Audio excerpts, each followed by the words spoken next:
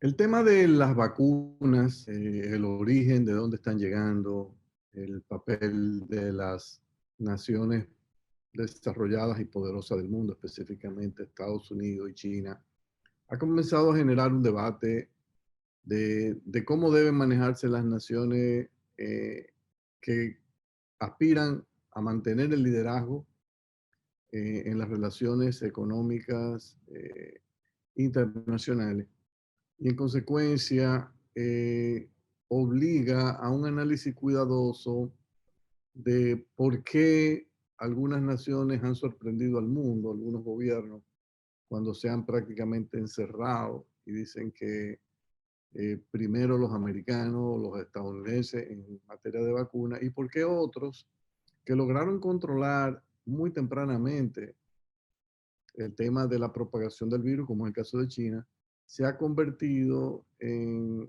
la principal fuente de este medicamento, este farmacéutico, esta vacuna, que es una cuestión de vida o muerte para una parte considerable de la población. Creo que lo primero es que independientemente de cómo uno se sienta, uno tiene que reconocer que uno de los países más golpeados por el COVID-19 fue Estados Unidos y ha sido Estados Unidos. O sea, uno tiene que ponerse en los pantalones de los gobernantes de una nación donde a la fecha han fallecido cerca de 555,000 personas. O sea, en República Dominicana estamos alarmados porque han fallecido 3,200 personas, 3,300. En Estados Unidos, imaginemos lo que significa 555,000 personas, más de lo que han fallecido en procesos bélicos recientes. Entonces, eh, para el liderazgo político de ese país, una crisis sanitaria de esa magnitud no se puede abordar a la ligera. Se podría decir, bueno, pero parte de la culpa lo tuvo la administración anterior de los Estados Unidos, que tomó el virus como que era algo muy ligero y se descuidó. Independientemente de eso, que puede ser así, la realidad es que la administración que asume, la de Joe Biden, asume un compromiso y se traza metas de que quiere llegar a cierta cantidad de vacunas y tener la población prácticamente vacunada para fines de julio, agosto de este año. O sea, en un esfuerzo extraordinario. Los países desarrollados, Europa, Estados Unidos, frente a esta situación grave que han tenido que enfrentar, a nivel de poder económico, han doblado hasta cierto punto las decisiones de las industrias farmacéuticas para ellos recibir la mayor parte de las vacunas y que después entonces entren los países que entraron más tarde en los pedidos. Esta es una situación que generó mucho disgusto. Hemos visto el propio presidente dominicano, Luis Abinader, que en 2 o 3 ocasiones ha externado su sentimiento de dolor al ver esta ausencia de solidaridad de estas naciones desarrolladas, específicamente de Estados Unidos. Incluso reportaje de New York Times trajo la noticia de que tenían muchos millones los Estados Unidos de vacuna AstraZeneca, pero que como todavía esa vacuna no ha recibido la autorización para ser utilizada en los Estados Unidos, la tienen simplemente en inventario esperando la autorización, mientras ya hay países del mundo que la están aplicando, pero que no la tienen. Y en consecuencia le están pidiendo a Estados Unidos a ver si puede facilitarla. Esta semana Estados Unidos, posiblemente por la presión de sus dos principales socios comerciales, que son México y Canadá, accedió a prestarle 2,5 millones de vacunas AstraZeneca a México y 1,5 millones a Canadá, o sea, un total de 4 millones. Eso para que ustedes vean cómo la presión internacional a veces va doblegando. Pero en el caso de República Dominicana, independientemente de que tenemos una larga relación con Estados Unidos, nosotros tenemos que entender las coyunturas que se presentan y no pensar que por la actitud que ellos han tomado son unos malos socios o son unos mal agradecidos. Hay que entender que Estados Unidos ha atravesado una crisis sin precedentes en materia sanitaria.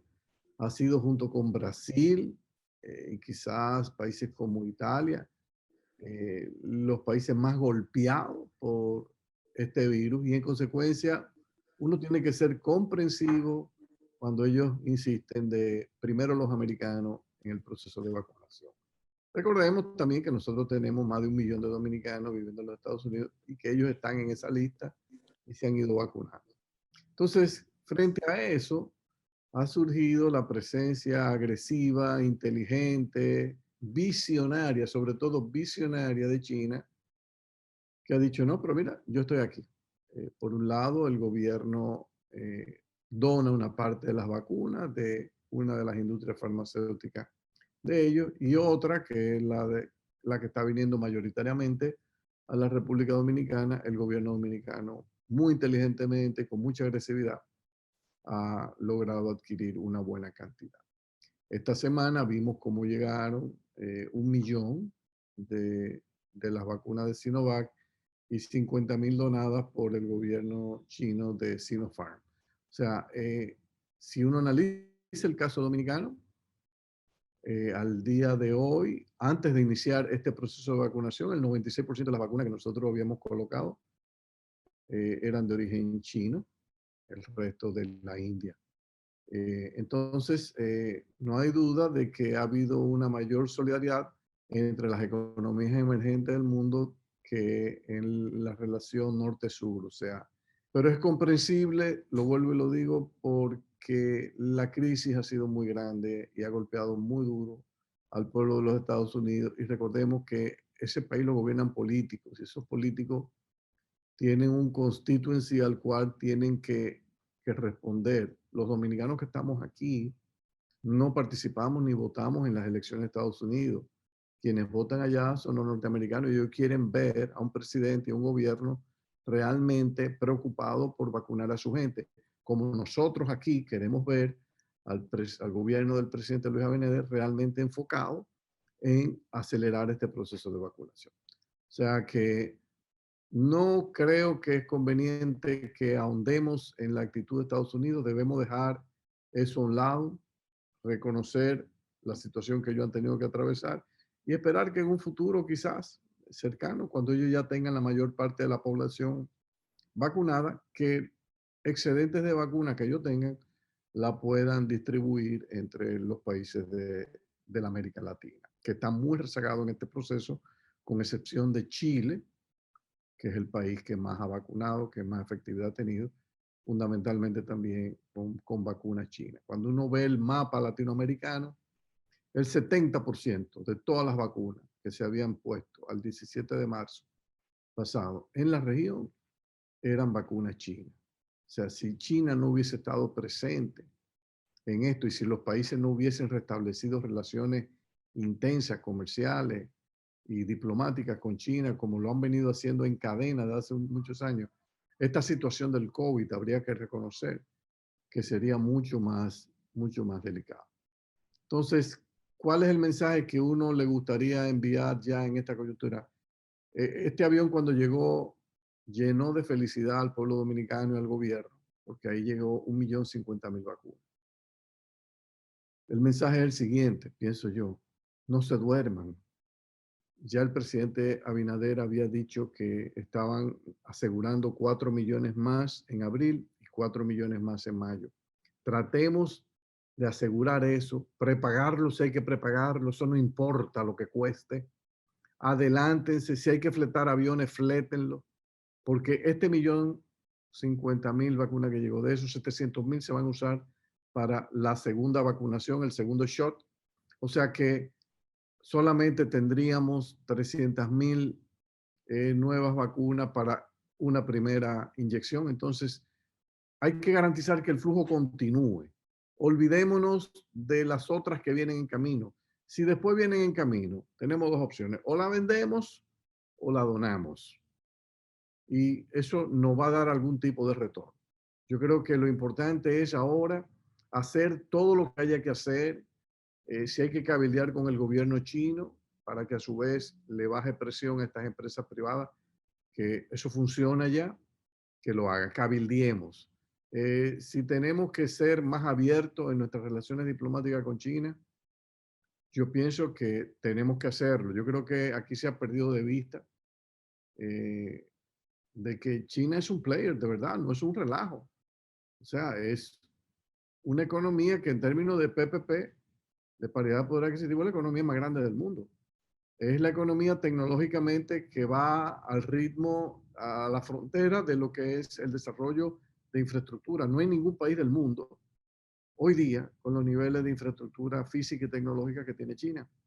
Entonces, el que crea que los Estados Unidos van a mantener la hegemonía como líder de la economía mundial, desarrollo del conocimiento en los próximos años, es que no están entendiendo que eso terminó ya, esa batalla, ese debate, eso terminó, no hay nada que hacer. O sea, China ya se fue adelante con sus reformas educativas, su esfuerzo y su intensidad y agresividad invirtiendo recursos masivamente en educación y principalmente no en estudiar arte, teatro, English literature en las universidades, liberal arts. No, no, no, no, no. Los chinos lo que están estudiando es física, química, ingeniería, tecnología, computer science, robótica. En eso es que están. Y es ahí donde se produce biología, el cambio tecnológico. Y esa batalla ya Estados Unidos la perdió. Entonces, asumamos a China como lo que es, una realidad que está y vino para quedarse. Entonces, fortalezcamos nuestras relaciones. Eso no quiere decir que le podemos abrir todas las áreas de infraestructura para que inviertan, porque sabemos que nuestra relación con Estados Unidos obliga a, a tener ciertas reservas en áreas que pueden ser conflictivas en el ámbito de la seguridad regional. Eso lo sabemos. Pero eso no quiere decir, por ejemplo, es difícil decirle, bueno, a Estados Unidos, yo voy a permitir que China administre un puerto. Bueno, ya eso es complicado. O que administre un aeropuerto. Eso es complicado.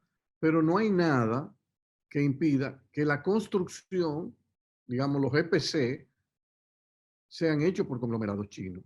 Que la remodelación de un puerto sea hecho por una empresa china. Que la remodelación o creación de un aeropuerto sea hecho por una empresa china. O que un puente sea... No hay nada que lo impida. Ya lo que es el management y la operación, el mantenimiento, eso entonces usted se lo entrega a otra empresa internacional, que puede ser una empresa regional, una empresa europea, una empresa norteamericana, que garantice la defensa de los intereses estratégicos de los Estados Unidos. Pero en la parte fundamental de construcción, yo dudo mucho que en la República Dominicana haya empresas que puedan competir con las empresas chinas en proceso de licitación. Lo dudo mucho. Y en la región solamente las empresas brasileñas grandes podrían hacerle frente en una licitación abierta y competitiva. Entonces, eso lo tenemos que entender. Y creo que si nosotros tenemos que abrirle la puerta a China en materia de participación en los proyectos de infraestructura, hay que abrirla, hay que abrirla.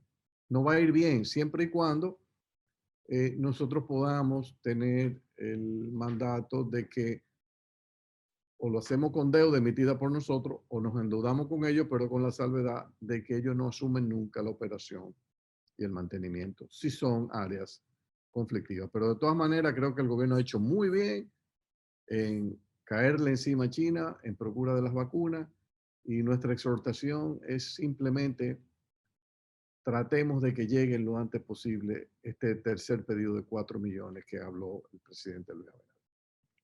Jackie.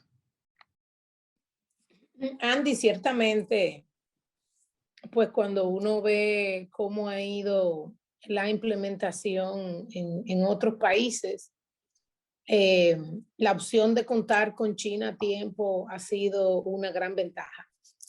Para nosotros, yo creo que como país gran emisor de turismo, no es una opción, ¿verdad? Hay que seguir adelante. Como tú bien decías, China no es la China de hace 40 o 50 años. China es una China que ya hace una producción con mucha calidad, que ha invertido mucho en investigación y desarrollo, que los últimos años, como tú dices, ha preparado a su población, todas en Estados Unidos prácticamente, como tú dices, estudiando ciencia, computer science, de todo, ¿verdad? Y eso, pues claramente lo hace no solamente un competidor, sino un competidor en el que se puede confiar. Entonces, el tema de nosotros ir adelante con la vacuna, Andy, va a ser un antes y un después. O sea, durante toda la pandemia, yo creo que República Dominicana en todos los sentidos se ha destacado, inclusive en el económico cuando nos comparamos con la región, en todos los sentidos. Yo tuve la oportunidad de hablar con la agencia calificadora el día pasado y ellos mismos decían, mira, la realidad es que el comportamiento dominicano es un comportamiento inesperado y positivo.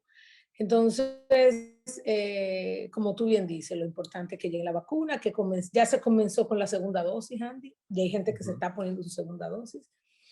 Y esto, sobre todo, irlo incentivando en sectores críticos y clave para la economía dominicana, es importante. El sector turismo tiene que ya recibir a los turistas vacunados.